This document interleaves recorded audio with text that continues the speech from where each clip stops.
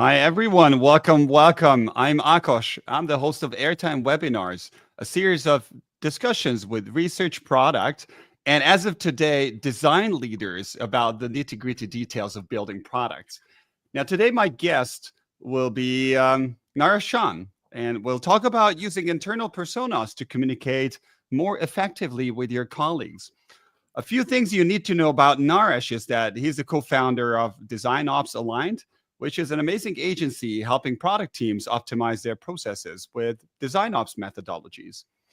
His career spans over 15 years, and I gotta say, he's seen it all. He's been a developer, UI designer, UX, design ops leader. Naresh, I let you continue that list in a minute, so just bear with me.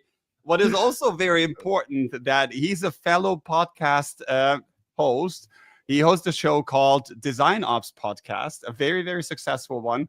And sorry for putting it out there, but apparently this is your very first time being on the other side of the table. So I'm grateful for taking this leap of faith with me. Yeah, no, it's different. I mean, now I know what my guests go through when I put them on the stage. So it's really different to be on this side for once. So thank you for bringing me on today. Absolutely. A couple of technicalities. First of all, I see a few people already commenting and saying hi. Thanks so much for joining us. And if you have any questions, if you have any comments about what we're saying, use the comments. I think that's the best way to engage this webinar and make it really interactive. So it's not just the two of us talking to each other and then having a good chat, but you also involved in this. So first technicality. If you want to get the latest webinar recordings or watch past episodes, the easiest way is to follow us on Spotify and YouTube. Number two, if you have any questions, please don't hold back. Don't hold the horses. Put them in the comments anytime during our discussion. And also, if you see a question that you like, leave a little thumbs up. This is my upvoting, very rudimentary upvoting system to make sure that I understand which questions resonate with most people in the audience. Last thing, if you want to do a background check on Naresh or myself, I'll be copying our LinkedIn profile links into the chat. Feel free to get in touch and continue the discussion after the show today. I think I've talked way too long.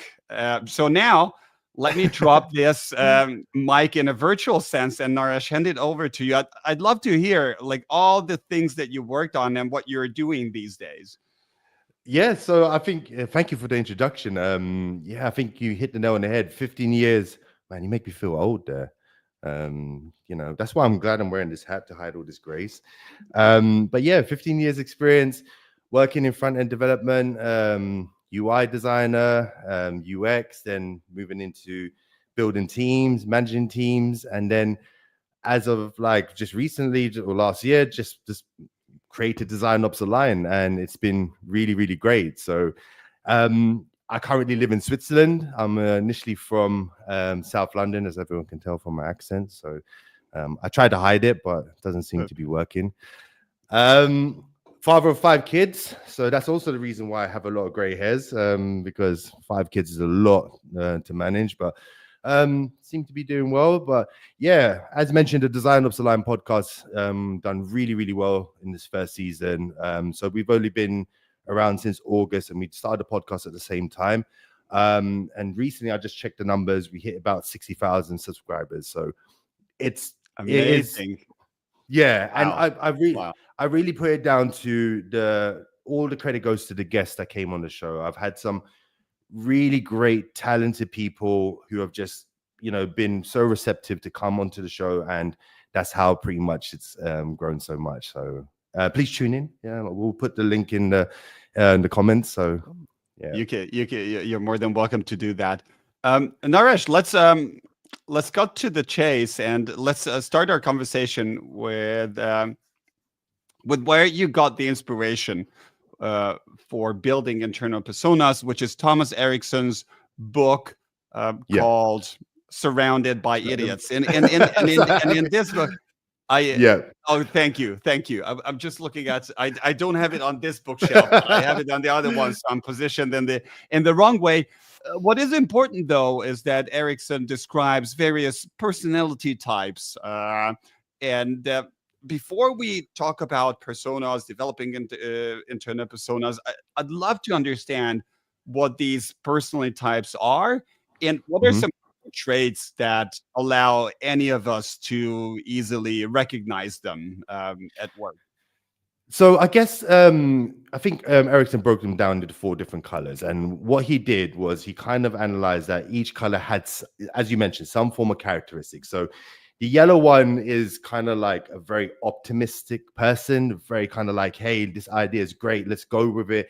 Very energetic and very kind of how should you say, um, likes to emphasize in a lot of things. And then, if you move on to the different colors, they all are different in its characteristics. So the red one, dominant leader, likes to be clear, concise, doesn't want to hear like the whole jargon, just wants to cliff notes and just move on. And then you move on to the green one, who's kind of patient and considerate, but believes in about team building. So wants to bring the whole team along for the ride rather than just work solo. And then you have the blue one, who's very analytic and very kind of, wants to see all the data before making any decisions. So he really did a really good job in building that kind of basic understanding of people that we work with. And I think if you look at what the context I just said of all those characters, everyone can in their day-to-day work can relate to those type of people. Yeah, and how's that? Are we a mixture of these colors, a little rainbow, or does everyone have a really dominant color? Yes. How does that work? Yeah. No, he mentions that. So you can fall into two different colors. And this is Okay. one of the key things that we tend to do, that we tend not to do when we try to build our internal persona. I'll kind of go into that reason later on. But yes, you are right. You can be two colors, but one of those colors is always going to be dominant over the other. So if you are a red and a yellow, one of them is always going to be dominant over the other in some sense. You can never be half and half from his perspective. So he does mention that you can fall into those different categories. Sometimes you could probably fall into three categories in some sense, but generally two is the most, I would say, used. All right. And I was just wondering if, like, based on the projects that you did lately, or maybe beforehand when you worked at companies, if you like could walk me through like a few situations where some of these very dominant characteristics of the four colors came to surface. Well, I'll give you the background story why I started to use it in the first place and Yeah. how I started to use it in the day-to-day. So it was in my early stages of leading teams. And I would say in my early stage, I was managing. I was not really leading teams.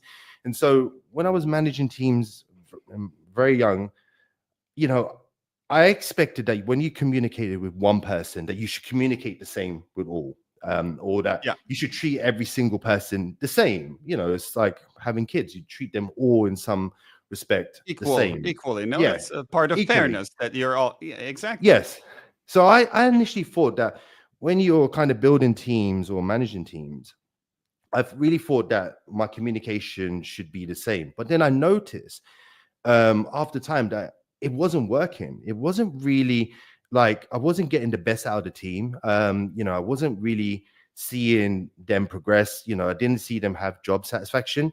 And so that's when I came across this book, and I really saw that each of the team members that I was kind of managing fell into some form of category within the book. And then it really enlightened me that, oh, that's the way you should communicate with them, or that's the way you should really talk to them, and the kind of things you should expect from them. Because I think in my early stages, being a young manager, you expect things to be done fast, and you're expecting results, and you were kind of asking, where's the answer for this? And again, it was young. I was still learning. I was still in my infant stages of kind of leading teams.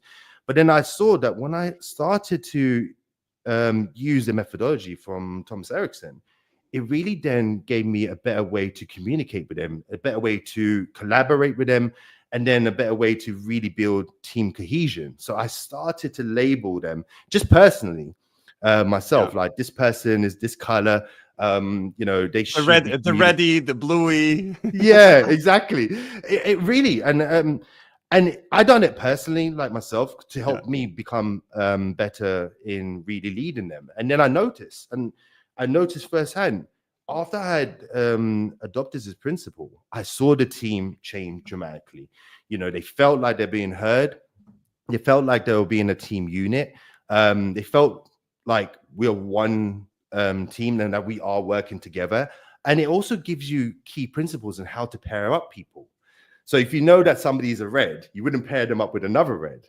And again, vice versa. So the book even gives you details about that. And then from there, it started to evolve even more, where, as you mentioned, who did I see internally or where did I see outside of the team? I started to see product managers or VPs or developers fall into those certain categories. And again, I brought those principles in there to really help in communicating with them and how to even work with them better. So amazing. It wasn't it a lot of mental energy to like scan people around you, and like if you're in a fast-paced environment, a lot of times you're struggling to get your daily things done, and then adding that additional layer of empathy of who am I talking to, and then consciously switching my messaging and the words and my phrasing, it sounds like something that is a lot of energy. I would say yes, it is. It's a lot of hard work in the beginning. I'm not going to lie to you, but then when it becomes part of your day-to-day norm, you start to see that you hold back in communicating with certain people in a certain way. So, excuse me. So, yes, as you mentioned, it is a lot in the beginning to start attuning yourself to say, okay, this person, I should communicate with them in that method. But once it becomes part of your day-to-day routine and you start to notice that the way to communicate and that they're listening to certain aspects of your communication, you start to see a much more better engagement. So it's really the case that, if you're working with this product manager, and we do this, I think communication is one of the biggest issues in UX. You hear about it all the time. We're really bad in communicating. And one thing I tell team members is never to speak about UX outside of the team. Never start to say, hey, we're going to make this information architecture better because, the fonts are better on this size and it follows a hierarchy. You're speaking a different language that really the business doesn't understand. So it's really about then, okay, if you can translate your designs into a better context, into a business value context, that's really great. But then once you've translated it into a business context, how do you then communicate that further to people who are going to be receptive? So then it really does hold back in your technical jargon, your UX jargon, your kind of day-to-day even interaction with people, So it really does build your foundations on building good communication within the business. I also believe it's very compelling when somebody is in a position to explain something really complicated in layman terms that you understand it. And an example that comes to my mind is a few years ago, I completed an online course in physics at Stanford. And the teacher had this course about Einstein's theory of relativity, the special theory. Now, I'm good in math, not in physics. Like, so it's physics 101. Anything that you get in like a high school, that's as much as I get. But he was able to explain principles, processes, and ideas in terms that even I, like a physics illiterate, could understand. And I think that's like he didn't know me, so he didn't tailor it to me, but I assume he had this idea of a kind of audience that tunes in for that for that course. But you hit the nail on the head. I think it's knowing your audience, which is very, very key. And we in the design field, we do workshops, we do a lot of collaboration, and it's like bringing in the right people who are going to collaborate and, you know, be receptive. And the same goes for researchers. Researchers are a really good one because they're very infamous for doing like the big reveal. And it's like they go away for like 3 months and they go and do some research paper and they come back and then, you know, they're presenting it. And half the people in that room that they're presenting in is like saying, well, we've done that product 3 months ago, you know, whereas some people might want to hear like, oh, I want to hear all the details of the research. Or somebody might be like, look, I don't even care about your 3-month study. I just want what is my suggestions to do. And I just want the cliff notes and then that's it. So it really does help you in understanding, okay, if I've got this audience there, you know, what is the key ways I've got to communicate with them in order for one, things to be, you know, ingested so that you can influence certain things. And also it really does help you in, you know, I'll put it how we do it in DesignOps Aligned. We use it also to know who is going to influence certain things in a product team. So if you want to influence culture, you know that speaking to the VP might be the best one, you know, or you might speaking directly to the product managers, and then understanding how to communicate with them would then be the, you know that it will be receptive. So you can see how building internal stakeholders really does bring a lot of business value to a design team. Absolutely. Let me put a question right up here, because when you mentioned the colors, I also thought of what Sahil is asking about DISC and the colors in Erikson's book. Do they match the DISC styles? And if not completely or not at all, what's the difference? I don't know the DISC style. Do you know inside out that you can give me some detail? Well, I have a very superficial knowledge. I also know that it works with colors. There are 4 colors in there, and you can also be a mixture of them.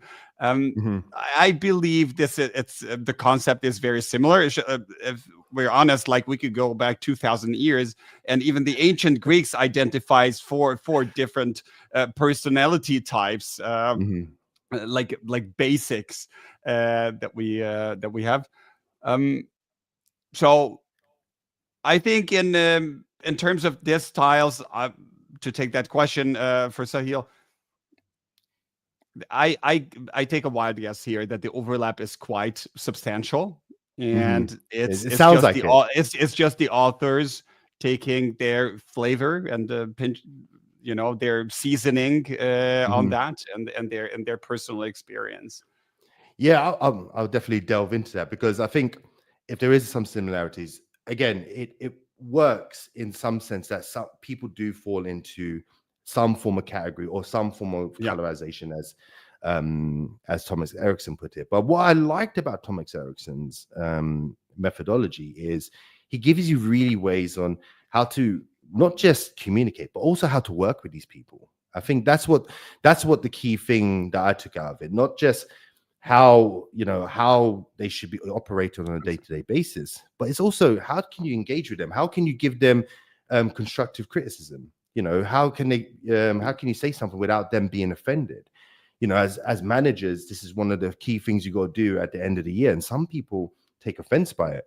But if you know a better strategy and a way to communicate with them, then you can see that the constructive criticism that you can give would be a bit more receptive, rather than feeling that they're being attacked. Yeah. Let's talk about specifics for a second. Actually, not just for a second, because I'd like to dig into internal personas. So there are the 4 archetypes of personalities. How are they translated into internal personas? What's your method for that? So let me take this in a better way. We normally use this in DesignOps Aligned. So when we're working with clients, because in DesignOps Aligned, we've got a very limited time to really come in and help businesses help with their processes. They only take us in for a certain amount of months.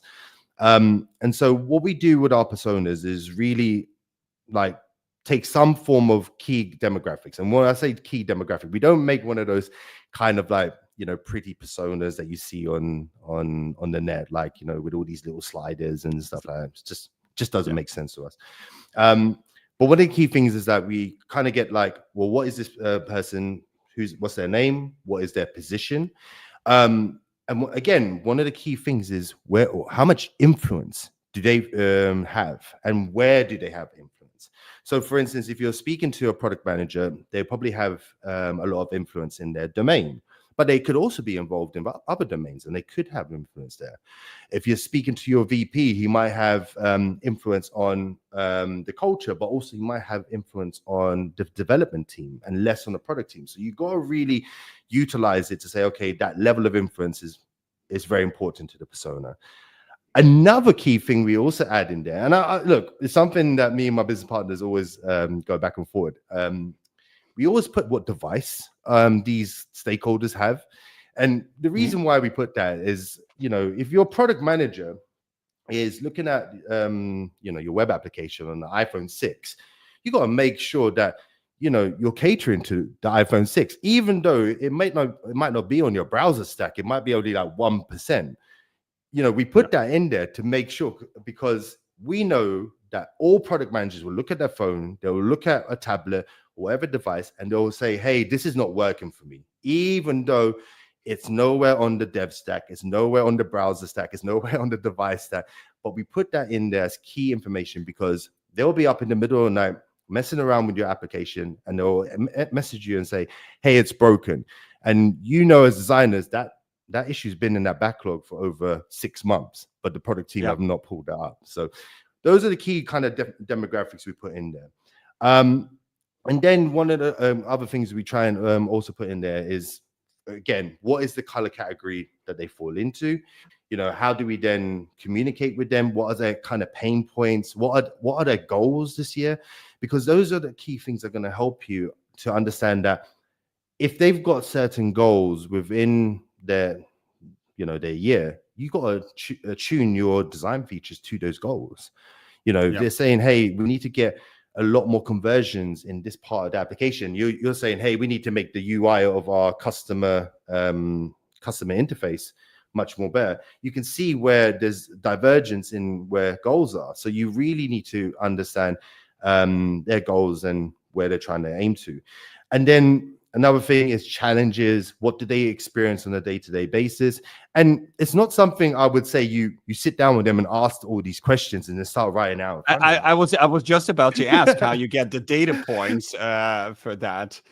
No, it's something you got to do naturally. It's something you have to say. I mean, it's easy for us as DesignOps Aligned because we go in and we do schedule interviews. But when you're in a working environment, you have to do this as a natural thing. As you're starting to learn more, you start to add into your persona template the findings, and you get your team to also commit to adding findings to this persona template, because you shouldn't have it as a solo person creating it. You want your team to be involved in it as much as possible, because they could learn things about a certain behavior that you might have not seen, or they might behave differently to different hierarchies of people. So it's very important that you get your team to also be involved in it as much as possible. And they start to add in as much details. And then you all come to the conclusion, well, what category does this person fall into? Are they a red? Are they a blue? Are they a green? And you all come to that agreement on consensus. And then you all establish a way of communicating with them. So what do I mean by that? If you're going to write an email to this person, they're red. Do not write like a whole essay. Just keep it short and sweet, keep it brief, and they're going to be very, very receptive. The last thing I always add, and I personally, it's a personal thing that I've added into the persona template. You got to also know their relationship status outside of work. Now, it's a very personal thing. I know that. I get that. But the reason why I put that in the template is, imagine they're a parent. And I'm a parent myself. So I know from 5 o'clock to 7 o'clock, that is the time I will not check my emails, because I got to put all 5 kids to bed. I got to get them fed, bathed, ready, relaxed. And so I will not be checking my emails between that time. I will also have commitments outside of work. Like I've got to take kids to a football game, or I've got to take them to activities, or I might have a parents' evening. But then that person is only allocated a 9 to 5 slot where you can really get them. So if you know those personal dynamics, you know that you're not going to waste their time with talking, for about an hour about UX when they're not even interested. You've got half an hour. You know that you've got to get to the point very, very quick, but build your story still around that and deliver the message. So this is why I always put in some form of personal data behind it. I know it's personal, don't get me wrong, but it really does help you in understanding, because if somebody doesn't have those commitments or family commitments, they're going to be working until 11 o'clock. They'll be checking their emails all day, all night. So, yeah.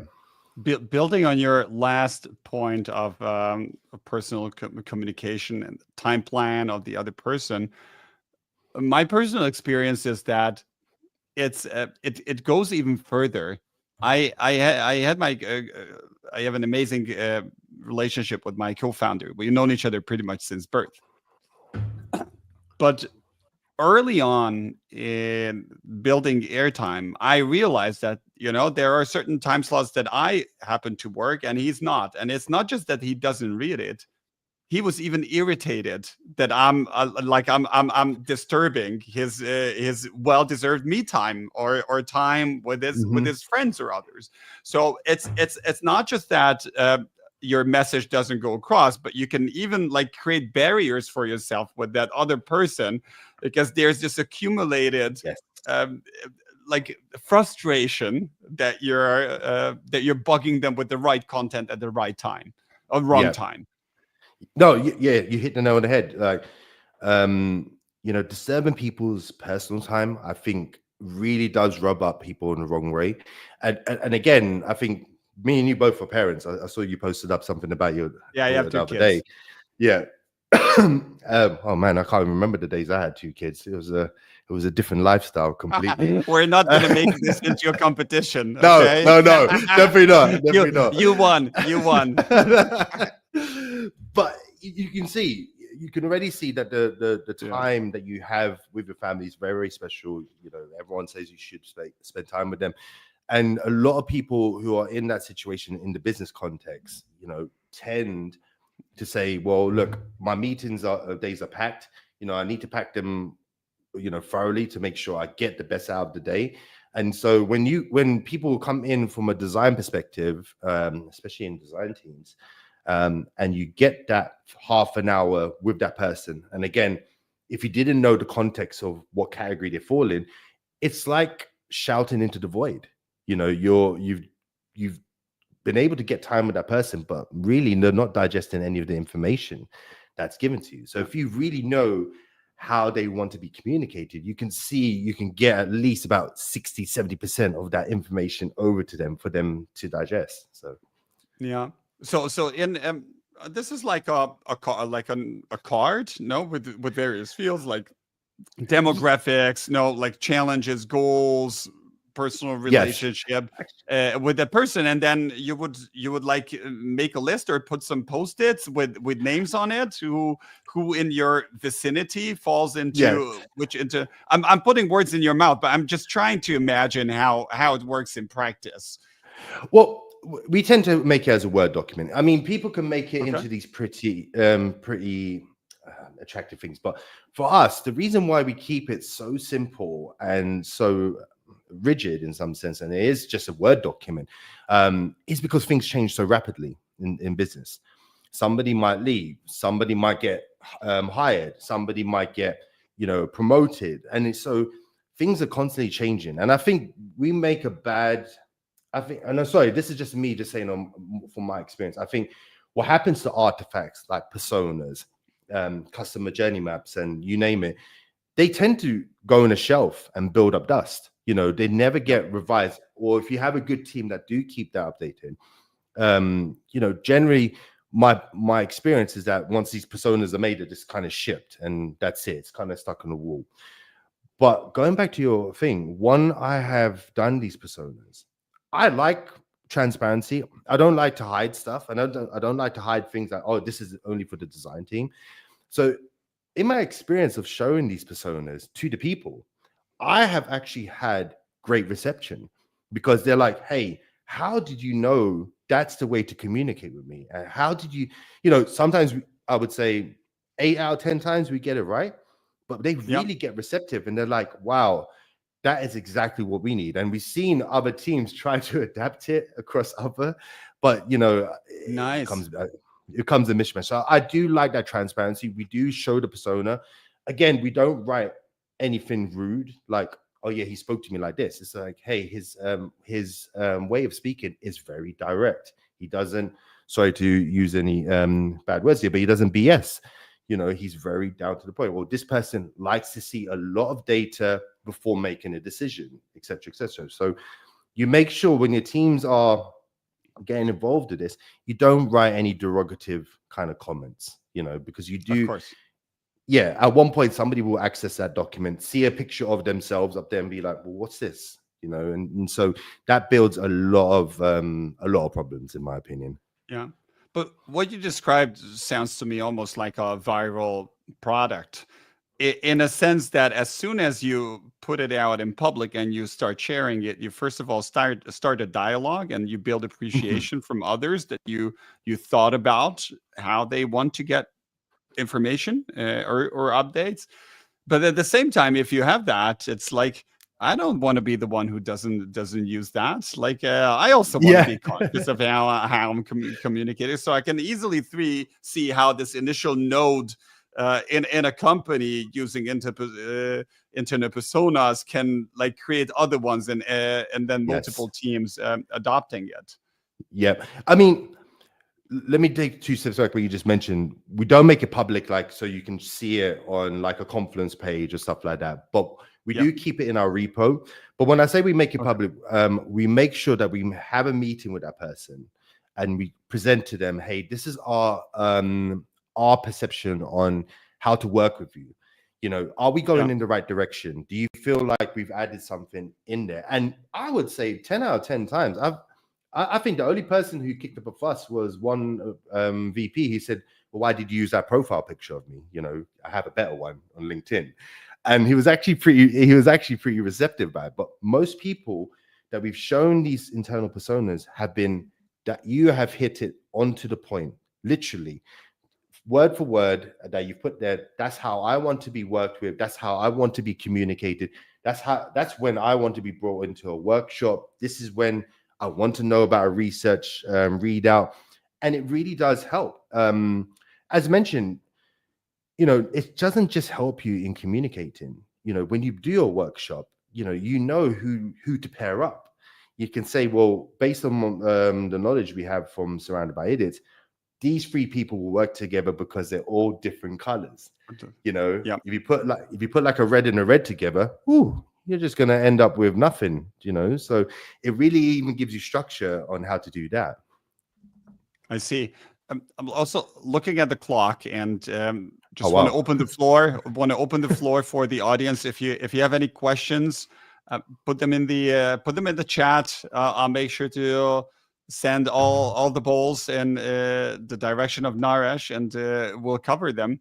And while people post questions here, I was wondering if you have any like concrete examples of tips of how you tweaked your communication based on which internal persona you were talking with. I think one of the biggest ones is you got to be very careful how you build a persona for Red. I think they're very dominant. They're very kind of very outgoing. People can misinterpret them as being rude. And it's something I think that gets the most tweaks in some sense. But in saying so, once you've built a persona, and so like imagine you've done all this work, you've been able to translate UX into a business context. Great. You now know how to communicate with somebody. Great. You know that what color they are. Brilliant. Communication and stuff like that is only just one piece of this puzzle. Trust is a big thing. So when you're building these relationships or you want to expect a certain outcome, don't expect it to happen straight away. communication is vital, but once you've built trust with somebody, it really does build that relationship. Now, trust is a two-way street, isn't it? Because it can't be just one way, and it applies to all relationships in general. Like, you gotta have that back and forward, ability to communicate, and it happens by building that trust aspect, and once somebody in that relationship goes over and breaks that trust, the relationship needs time to mend itself. So do take into account, yes, this methodology will help you in communicating, brilliant, get people to be receptive, but take into account, you do need to build trust with people, because that's where you do see the magic happen, and that's take time. You can't just come in. You just can't just come in and say, "Yeah, I'm the designer. You should just trust me." It doesn't work like that. You have to be very patient and make sure that you show up and you deliver to build that trust within teams. I see. I have an extremely intriguing question. Go for it.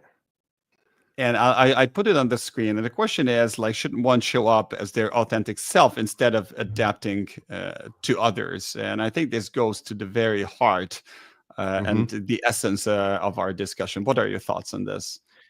You should definitely always show up as your authentic self. Yeah. The methodology that we're talking about today doesn't mean that you should change your self in order to please someone. Don't please people. Yeah. Because that's wrong in all sense. You should not please people in any sense. It's in our nature as designers to please. I don't know why. I even had somebody on our podcast talk about this. But what that framework is telling you is communicate with people in a certain manner.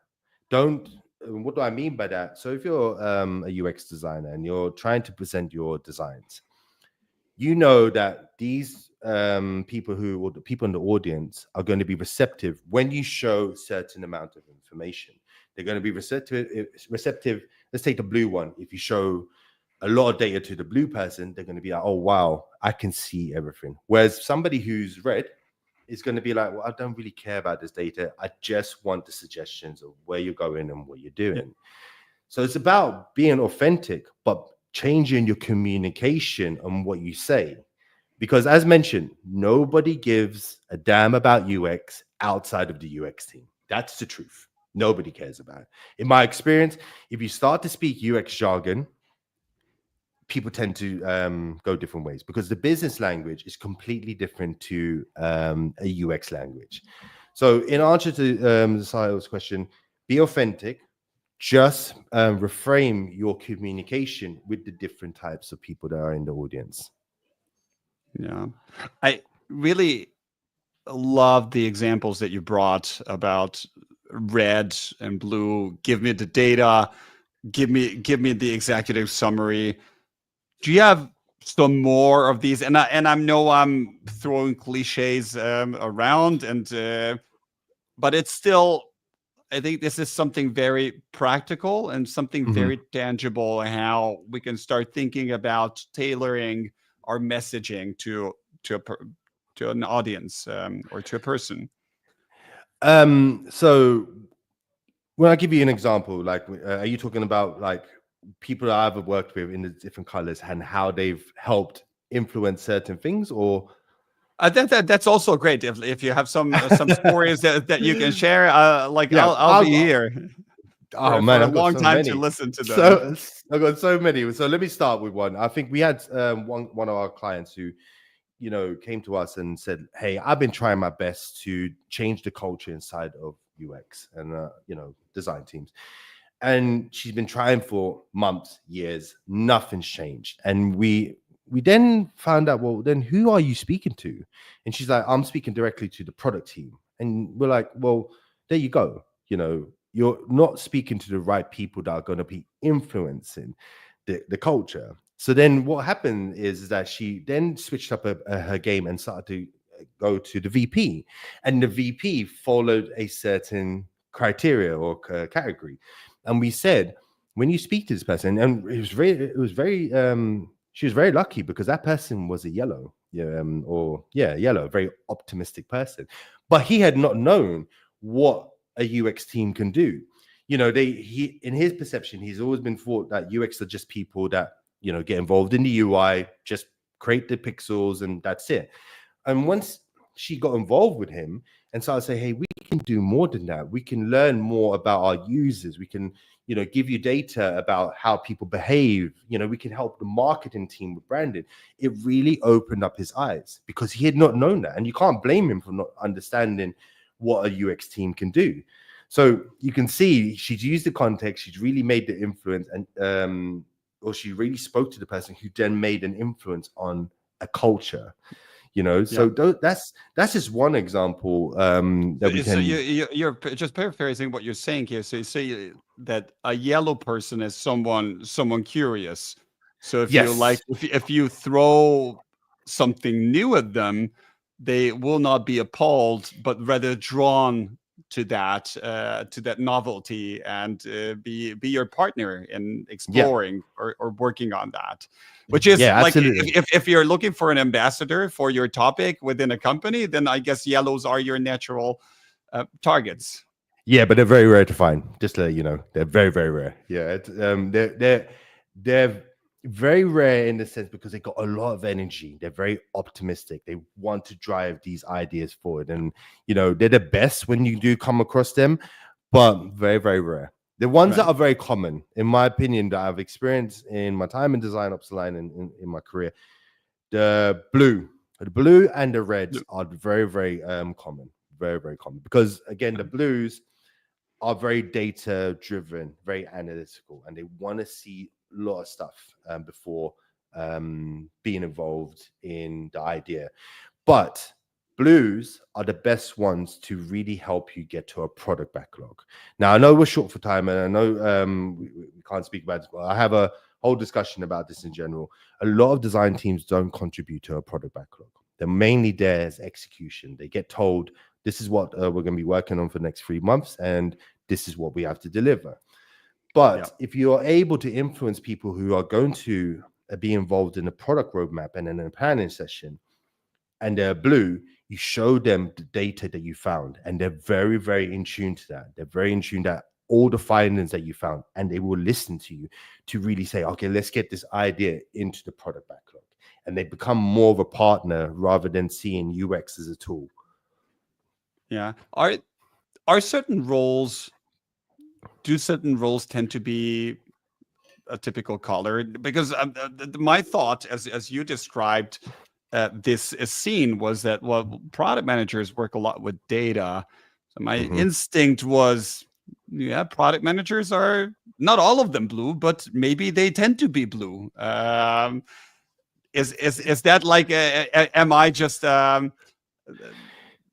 it's a hard one. It's a hard one to always say that. I know I'm generalizing, and I'm sorry. Yeah. Like, I don't want to put like a single stamp on all the product managers, but the skills that they need, and the what makes a product manager good is just, it's very close to what you described as core qualities of blue. Yes, I mean, you can say that they do fall into that category, but I have seen a lot of product managers in my experience who do fall into that red, because they have to deal with a lot of things moving at once, and they're trying to get development lined up, they're trying to get the product roadmap lined up, and they're trying to get designers lined up, and it's they tend to fall into a red in order to not dictate, but in order to push things forward. So but then at the same time, I've come across a lot of product managers who are kind of green, and they're kind of like, hey, let's bring the whole team together with this. Let's not do this as a solo. Let's make sure everyone's aligned, and we're all got the buy-in, and we do our technical study. So it does vary. It's very hard to kind of say everyone falls into that. But I think one of the key things is, even though they might fall into green, like from a business perspective, take them from a personal perspective, and then once you get to know them personally, as I mentioned, knowing their personal data, you will start to see they might fall into a green and a yellow, a green and a blue, because we all act differently when we're around a whole large group. It's part of the large group syndrome aspect. But it does take, as mentioned, it does take time to start learning about these internal personas, and make sure you keep your slide deck updated. So That's I think an amazing final word, unless we have any further questions coming in, because I just wanted to ask about the afterlife of this. So I create my internal personas. How often should I go back to that description? How does it live in the everydays? I would say generally, yeah, if you want my opinion, I would say you look over them like twice a year, because in Mhm. that year, a lot can happen in businesses. A lot. As mentioned, people get promoted, people get moved, people get completely moved to a different department, and so you need to know who's coming in as key players, and then who's next to build a persona. So my best suggestion is always around, I don't know, in Europe we tend to have the influx of changes around March, because that's when people get their bonuses. So it's around the time people get their bonuses, Yeah, that's when you need to revise it. And then later on in the year, after summer, and people have decided what they're going to do in their career, if they're going to make changes and stuff like that, I always say after summer coming up into autumn is the best time to revise it. fantastic. Naresh, thanks so much for sharing your experience around the personality types, what we should know about them, how we turn them into internal personas. You added Mhm. all these different fields in there, like demographics, challenges, even device. I remember that, what device that the person is using. Obviously, the personality type in there and your personal connection.